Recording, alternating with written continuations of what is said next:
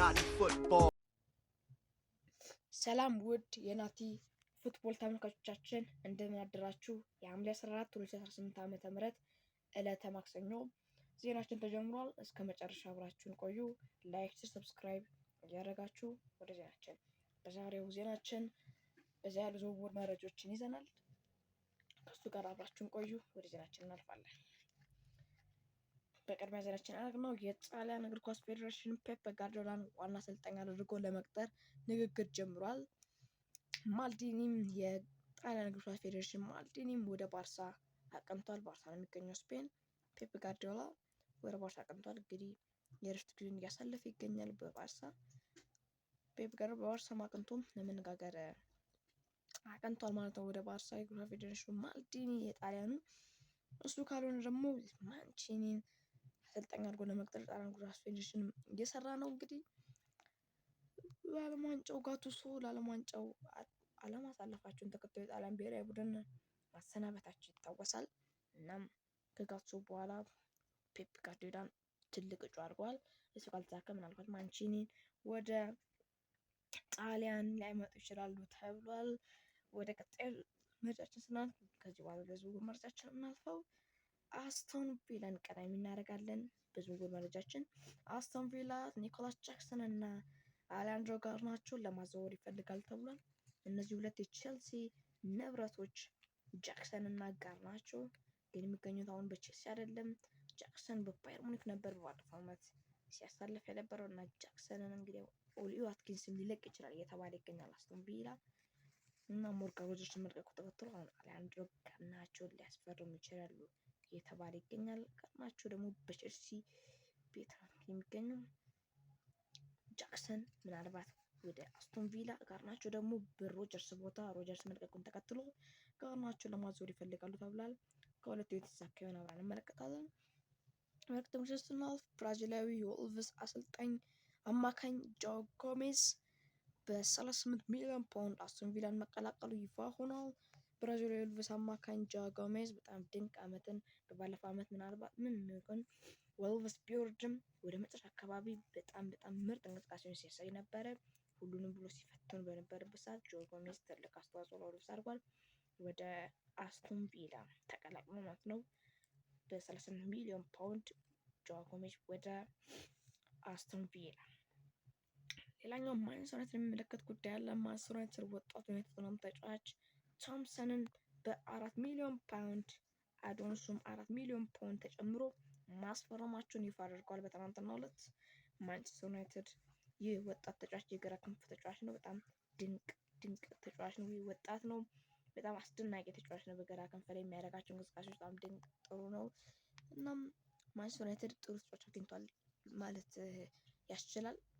ጥሩ ከተጠቀሙበት ማለት ነው። ወጣት ተጫዋች ነው። ገና የሚያድግ ተጫዋች ነው። ማንቸስተር ዩናይትድ ቶተንሃም ተጫዋች እንግዲህ ቶምሰንን ማስፈረሙን ይፋ አድርጓል።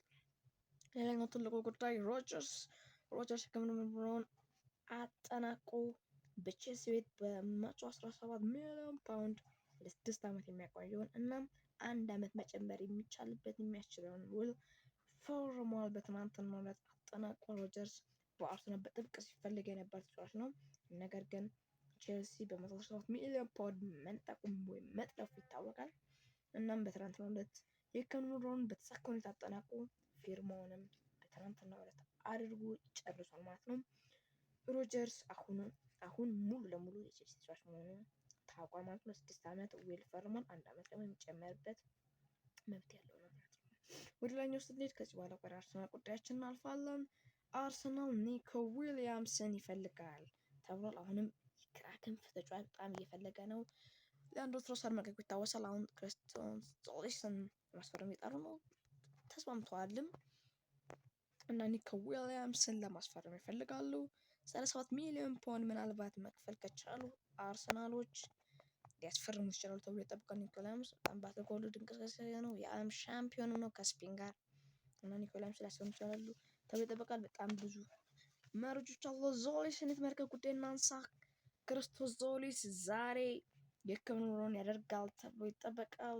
ብዙ መረጃዎች እንደሚያመለክቱት ዛሬ የሕክምናውን በለንደን ሰሜን ለንደን ያደርጋል ተብሎ ይጠበቃል። እስከ ነገ ድረስም ዝውውሩ ይፋ ይደረጋል ተብሎ ይጠበቃል። ዛሬ ሕክምናውን አድርጎ እስከ ዛሬው ፈርሙ እስከ ነገር ይፋ ይደረጋል ተብሎ ይጠበቃል። በመጨረሻም አርሰናል ባርኮላ፣ አልቫሬዝ እና ጆርዳን ክሩፒ የአርሰናል ራዳር ውስጥ ያሉ ተጫዋቾች እንደሆኑ ተነገረ። እንግዲህ እነዚህ ባርኮላ በፒኤስጂ ቤት ያለው ተጫዋች፣ አልቫሬዝ በአትሌቲኮ ማድሪድ በጣም በብዙ ክለቦች የሚፈለግ፣ ክሩፒ ደግሞ በበርነማውዝ በጣም ድንቅ እያሳያለ ድንቅ ወጣት ተጫዋች ነው። እነዚህም የግራ ክንፍ ተጫዋች ሆኖ መጫወት የሚችሉ፣ ባርኮላ የግራ ክንፍ ነው። ክሩፒም በጣም በ9 ቁጥርም መጫወት ይችላል፣ ግራ ክንፍ መጫወት ይችላል። አልቫሬዝም እንደዛው 9 ቁጥርም ግራ ክንፍ መጫወት ይችላል። እነዚህን ሶስት ተጫዋቾች ለማስፈረም ጥረት ያደረገው ሮጀርስ ባለመሳካቱ ምክንያት እነሱን ለማስፈረም የጣረ ይገኛል። ባርኮላ እንግዲህ ፒኤስጂ እስከ 100 በላይ ሚሊዮን ፓውንድ ይችላሉ ተብሏል። ባርኮላን ከፒኤስጂ ለመግዛት ይከፍላሉ የሚለው አነጋጋሪ ነው። አልቫሬዝ ደግሞ በየትኛውም ገንዘብ ሊለቁት ይችላሉ ተብሎ አይጠበቅም። ነገር ግን 150 በላይ ሚሊዮን ፓውንድ ካቀረቡ ምናልባት አርሰናሎች አልቫሬዝ የግላቸው ማድረግ ይችላሉ ተብሎ ይጠበቃል። እና ጆርዳን ክሩፒ ደግሞ አሁን እስካሁን ጠየቃቸው ክለብ የለም፣ ግን ገፍቶ የመጣ ክለብ ካለ ክሩፒን ከ100 በላይ ገንዘብ አውጥቶ መግዛት እንደሚችል ይፋ ተደርጓል። እናም ከሶስቱ ማንን ያስፈርማል ወይስ ሌላ ተጫዋች ያስፈርማል የሚለውን አብረን እንመለከታለን።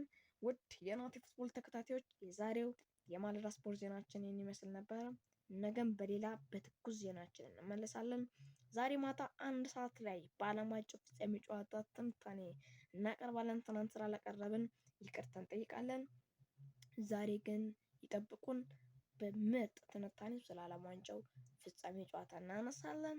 ላይክ፣ ሼር፣ ሰብስክራይብ እያደረጋችሁ ሰላም አሉ።